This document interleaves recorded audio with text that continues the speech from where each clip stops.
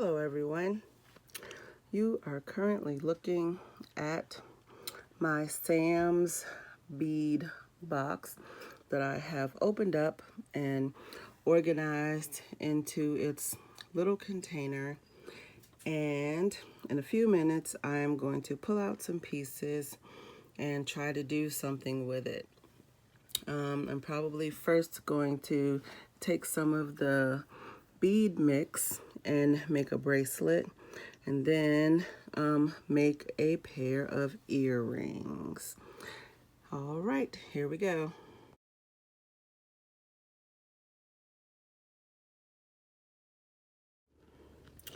And so usually I would start with a much larger piece of memory wire than this. But this was hanging out on my remnants pile. I would usually start out with a piece of memory wire that's either 5 or 6 rings long, but I had this already cut, and so I'm just going to use it. I have another piece that's only 2 rings long, and I probably cut that in half and make an earring out of it, but I'm just going to save that for later. All right, I am back, and here we go. So, all right, and I also did find a larger piece of memory wire that I had previously cut, and I already made the loop on the end, but I think I'm gonna maybe make 2 bracelets. So I'm gonna make my loop on the end, and I am by no means calling this a tutorial. This is just me making a bracelet, and you can make it along with me or watch me and just hang out with me.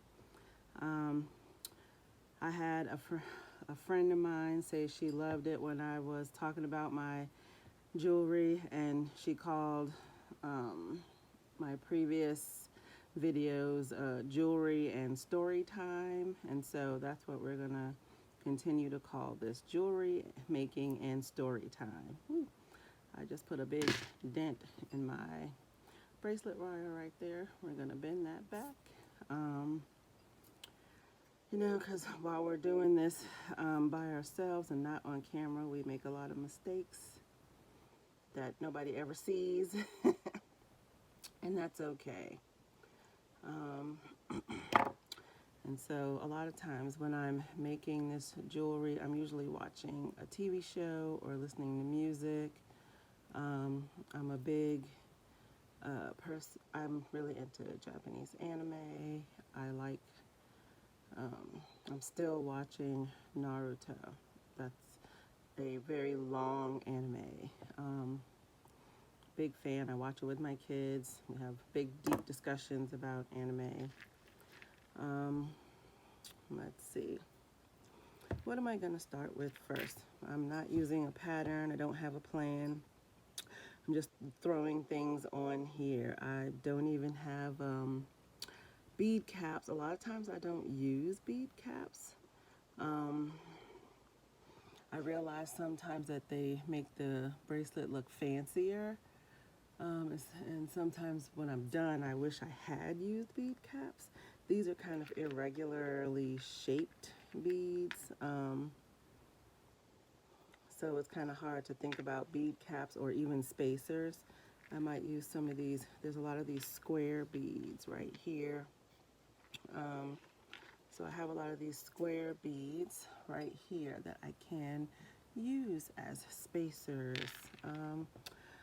But let's see. I am going to start with something probably round is a good idea.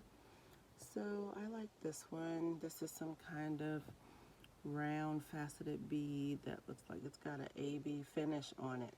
So we're gonna start with you and see how you look.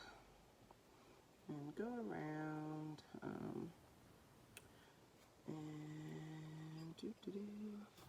and oh, and this does not have the AB finish on it, but it is a similar kind of it's not even a similar faceting, but we're going to start there and see how those look together. You tell me what you think, but I'm going with that. Oh, I guess they do kind of look similar. Huh. So we're going to go with that. And maybe I will keep a blue-green pattern. I wear a lot of green, and maybe this will look good with like something green and then some jeans. Let's see. We'll go with that, and this is kind of odd shaped, like a star. And there's another one over there.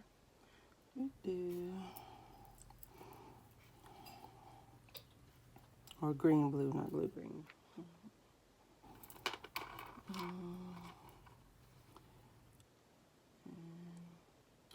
We'll just keep going around and picking up the shapes that are similar and doing I'll just keep alternating colors. And so now I have I didn't start off with a plan, but now I've got a plan. And so this is kind of cool for me. And so maybe I won't make you watch the whole thing, but I think that's what I'm going to do for the rest of this small bracelet is bead the rest of these on in a similar color pattern, and I'll come back when I'm most of the way through. And so I was able to get these hearts on here as kind of a focal, and then the square beads that were similar between the two colors. And some people may have separated all of that, but then this is the part that I would wear on the top where everybody could see it. I'd probably have the hearts right on top, which I think is going to make it kind of cute. All right, so I'm at the end of my bracelet. I ran out of blue faceted beads. It looks like I only had 2 of those in this bead mix. And so I ended up having to come up with a different pattern for shapes. I still kept the blue and green color scheme, but that just made the bracelet more interesting. So it's just the blue and green color scheme all the way around with the different shapes. I've got the hearts as what I'm calling my focal on the bracelet. For me, when I put it on, that's the part that I'm going to wear at the top for us to wear. And then I've got the blue and green all the way around, and it pretty much goes with almost a lot of things that I wear. I wear a lot of blue or a lot of green. It would have went well with St. Patrick's Day or anything else that's coming up. It goes well with my blue shirt that I'm wearing right now. And that was my simple bracelet. And I could put take one of these daggers that I have down here, or one of these gumdrops, and make a charm out of it. But now I'm going to take some of these beads and make some earrings. I ended up making 2 pairs of earrings, one with those glass hearts and another pair of drop earrings with some of the shapes that are in the bracelets. And then I took some of those glass beads that are with the silver wash, the flowers, and made a necklace. That was something that just happened because I still had a lot of time left. I had a focal leaf pendant that I bought from another haul, and it just looked really nice.